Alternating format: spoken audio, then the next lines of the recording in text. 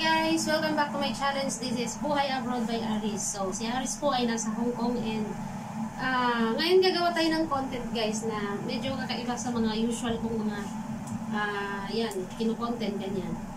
Kasi nagiging masyado na tayong ano ngayon parang involved. Alam mo yun? Yung parang gusto na nating mangialam, makialam, magbigay ng ating opinion sa mga nangyayari ngayon sa bansa natin, di ba? Kasi sobrang gulo na. Sobrang gulo, tapos yung nakaraan lang, ang dami ng mga ginawang rally, ganyan-ganyan, dahil nga dito sa nangyayaring massive na corruption na nangyayari sa ating bansa. So, meron ako napanood na isang video. Ano ito? Interview ito ng isang news anchor kay Attorney Vic Rodriguez. At I think napanood na rin ng karamihan din sa inyo ito, pero gusto ko lang magbigay talaga ng reaction dito. So, pakinggan natin ng sabay-sabay, ha? Public office is a public trust. Public officers and employees must at all times be accountable to the people. Yung drug addiction, Carmina, is not just a crime. It's a brain disorder. It's a public health issue. At yan ay kinalaman din sa Article 12, Section 7 ng ating saligang batas. That in cases of serious illness of the president, the public must be notified as to his state of health. Here's the thing, though. As I said a while ago, Attorney Rodriguez, you helped. You were also responsible in putting this president to power. Didn't you see any of these allegations of the president's sister way before it was divulged by Senator Amy Marcos? I've said this many times, Carmina, and I will say this again in your program. I am no virgin when it comes to talks of his being a drug addict or drug dependent or drug user. Pero wala akong nakitang personal na kami magkasama. Hindi ko talaga nakita eh. And surprisingly, he was able to produce a negative drug test result specifically for cocaine use. Yan yung pinapakinggan ko ngayon. Sometime in 2021.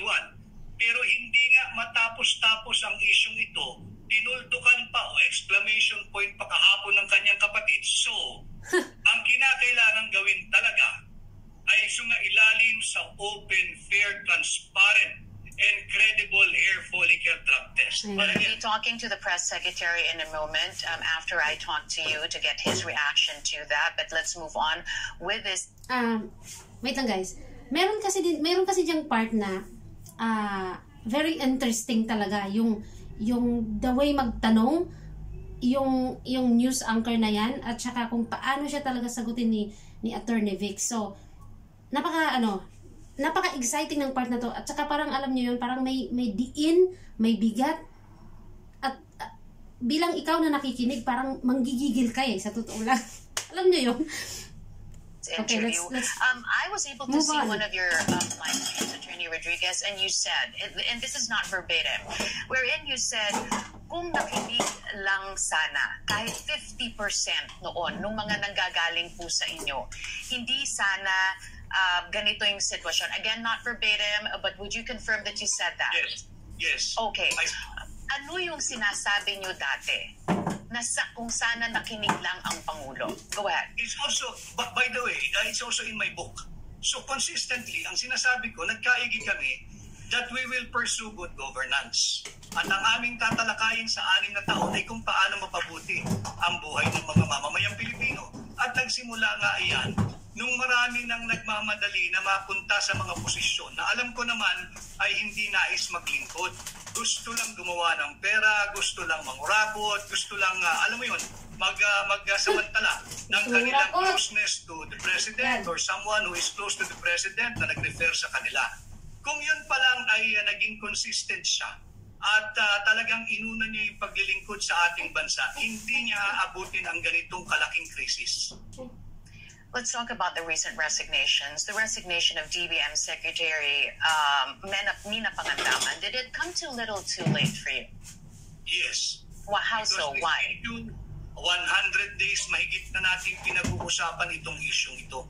Matagal nang kinakaladkad ang pangalan ni DBM Secretary at yung kanyang paano na buo yung sweetheart deal na 2.85 billion between sa DBM at yung USEC ng Department of Education na hanggang ngayon ay hindi mapatawag-tawag ng Blue Ribbon.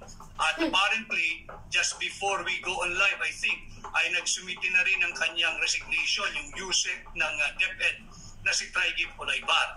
Ano ito? Bakit nung nagkakaipitan na resignation and then what? Aalis din sila sa bansa? Katulad ng ginawa ni Secretary Manny Bunoan? No. Kagaya ng ginawa Sigurado ni Saldico? yan. Yan yung mga dapat nung una pa lamang ay ipinatawag na nila kung gusto nilang maging credible kung ano man ang gagawin nilang investigation. As I have said many times, sa lahat ng gagawin, lalo pat ganito kaselan, perception is everything. If people perceive you to be protecting yung mga kampon mo, then the whole process tainted na. Yan ang nangyayari ngayon. Let's go back to when it all began. We know that the former DBM secretary was one of the OGs in this cabinet, was appointed by the president. You were still there at that time.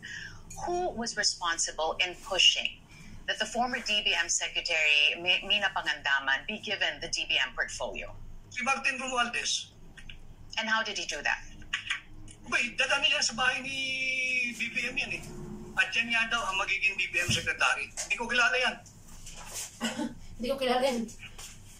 And what was being said during that time as to why she should have that portfolio? Well, apparently, marunong daw sa proseso ng gobyerno, marunong naman talaga. Sumobra nga lang ang dunong, hindi ginamit sa tama. At qualified naman, etc. Di okay naman. I am just the executive secretary, the glorified secretary to the president. Yun lang naman ang papel ng executive secretary. So pag nagdesisyon ng presidente, itong ating DBM, di yan ang ating DBM. But malinaw sa akin na ang nagdala dyan sa bahay ni BBM doon sa Forbes ay si Martin Romualdez. Hindi ho ba kayo nagtaka ng mga panahon na yon? As you were forming the cabinet of the president whom you helped win in the 2022 elections, kung bakit siya?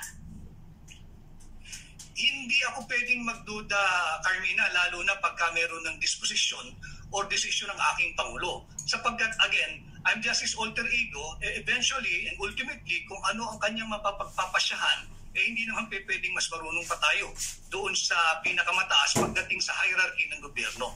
So nung binigay niya yung kanyang approval, yung kanyang imprimatur, yan na ang DBM secretary. But was there something during that time that gave you pause, that sort of made you tentative about the decision of giving her, the former DBM Secretary Pangandaman, the budget portfolio? Go ahead. Sincerely, Carmina, wala na akong opportunity sapagkat nung dinala nung gabing iyon, right there and then, okay, siya ang DBM Secretary. Dahil nga dinala ni Martin Romualdez. Knowing what you know, that she resigned out of delicadeza, should this have been Pangandaman's reason, or even without the revelations of former Congressman Saldico,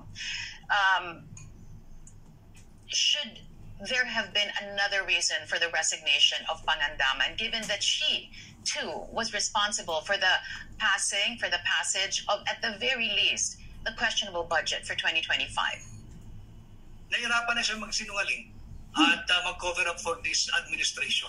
Mahirap magsinungaling, lalo na kung yung disbursement ng ating national budget, itong illegal, invalid, immoral, unconstitutional, and criminal 2025 national budget, mahirap mo i-cover up yan. Dahil hindi lang naman single piece of document, ang daming papel niyan, ang daming kopya niyan, hindi mo ba... Alam niyo, sa totoo lang, merong kasing ano dito merong part dito na parang may naka-prepare talaga na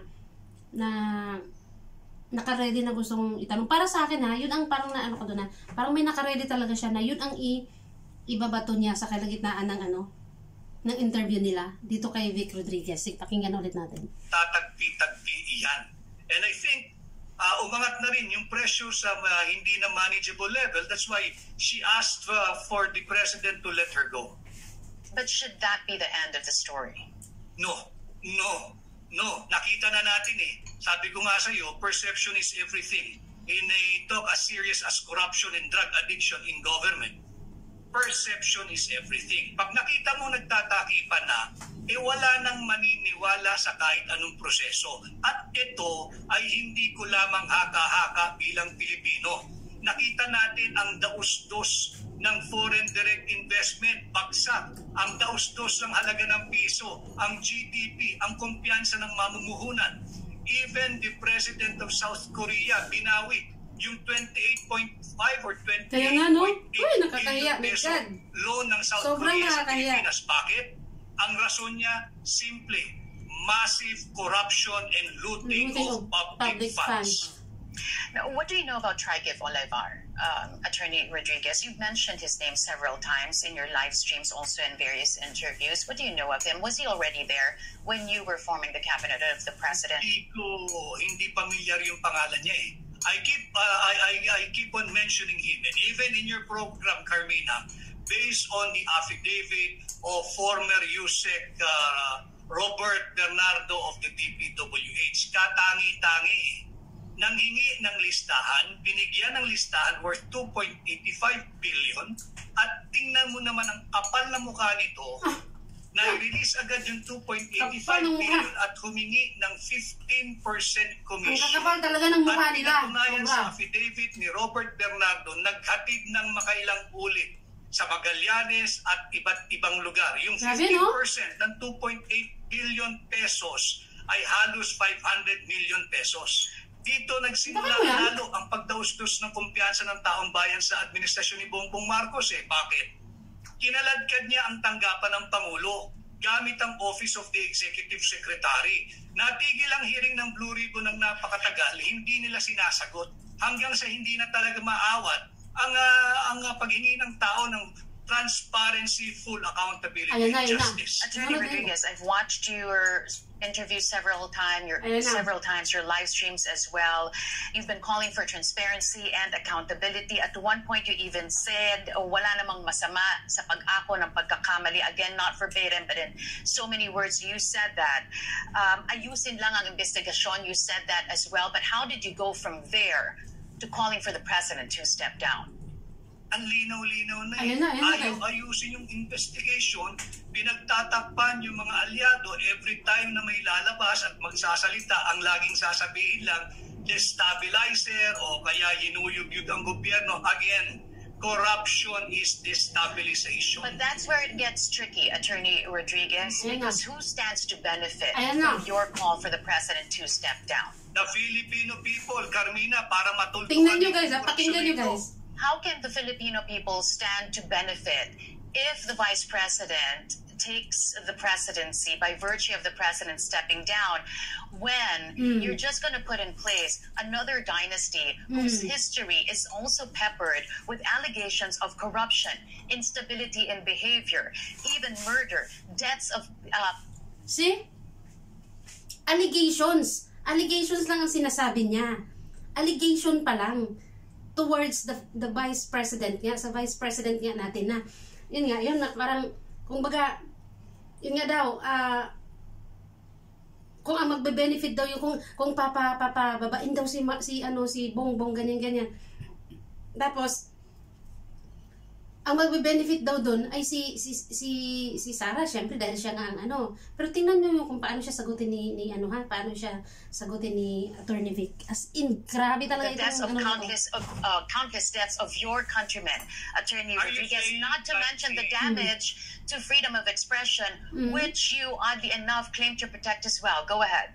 Are you saying that when Bongbong Marcos, assuming he will step down, we will abandon the 1987 Constitution and skip the rule on succession? You've mentioned about murder. Meron bang kasong murder ang Vice President? I'm talking about another dynasty. She's another member. She's a family member of another dynasty. Mas malaki ang boto sa Pangulo.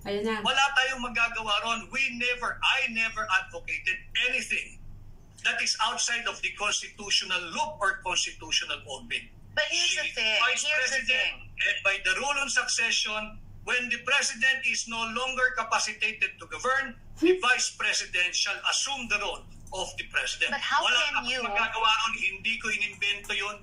Hindi mo inimbento yun. Iyan ang ating saligang But batas. how can you, Attorney Rodriguez, separate your advocacy for anti-corruption from Pinipilit this niya, oh. constitutional succession, as you said? The Vice President, who stands to benefit from your cause, is also mired herself in corruption allegations. How does that reconcile with your anti-corruption advocacy? How does that reconcile? As a media practitioner, alam mo na walang ini-issue at clear na ng Commission on Audit ang Office of the Vice President kung ang pinatutukuyan mo ay yung paggamit ng intelligence funds. At walang nakabinbin na anumang kaso or impeachment laban sa pangalawang Pangulo. So yung iyong sinasabi na meron siyang issue ng korupsyon, yan ay gawa-gawa. Nakikita naman natin nung makakaliwang grupo na ayaw nang makabalik ang tatak Duterte na serbisyo. But hindi siguro tayo matatapos dito kahit naghapon tayo sa iyong programa. Ang aking tugon doon sa iyong katanungan kung sakaling bumaba ang kasalukuyang Pangulo, naturalmente umiiral ang ating saligang batas, ang Vice Presidente ang siyang hahalili sa mababakanting posisyon. Wala akong magagawa doon, wala kang magagawa. Hindi natin pareho imbensyon yan. Iyan ay nakasulat, nakagarantiya at nakaukit sa ating 1987 Constitution. Again. Ayan. Na ano nyo guys, narinig nyo? Grabe ano. Kung baga, ang dami pa rin mga tao na nagbubulag-bulagan, nagbibingi-bingihan sa nangyayari at nakikita talaga nilang massive at saka napaka-rampant na corruption na nangyayari sa ating bansa. So, para sa kanila, for them na ano ba tawag doon? Yung parang dahil ayaw lang nilang mag-benefit si Sara Duterte nga naman, which is siya nga talaga yung Vice President, di ba? Talagang pag nawala naman yung Presidente, Vice President talaga, yun yung nasa batas talaga natin na rule of succession na tinatawag. Ngayon, dahil ayaw lang talaga nilang pumalit si Sara Duterte, ayaw nilang pababain si Bongbong na kumbaga siya yung pinaka-head ng bansa natin ngayon na kung saan nagsimula lahat ng nangyayaring lagapak na ekonomiya, na korupsyon, na sobrang daming perang nawawala sa ating gobyerno. Alam niyo yun? Kaya, nakakagigil. Kaya, ayun, sana lahat tayo maging maglabas ng mga opinion natin. I-post natin kung saan-saan. Kasi freedom natin to eh. Freedom natin to. Kasi kung baga parang alam niyo yun, nakaka-stress lang na pakinggan. Kung mayroon naman tayong platform na pwedeng mag-share din tayo ng mga opinion natin, ng hinanaing natin, at yung concern natin sa ating bansa. I think gawin natin yun guys. Para kahit papaano, 'di ba, yung maano man lang sana, ma-voice out natin kung ano yung mga nasa sa loob natin ba na gusto nating marinig man lang din sana kahit papaano ng gobyerno natin. So hanggang dito lang muna, and thank you for listening, and see you in my next video. Bye!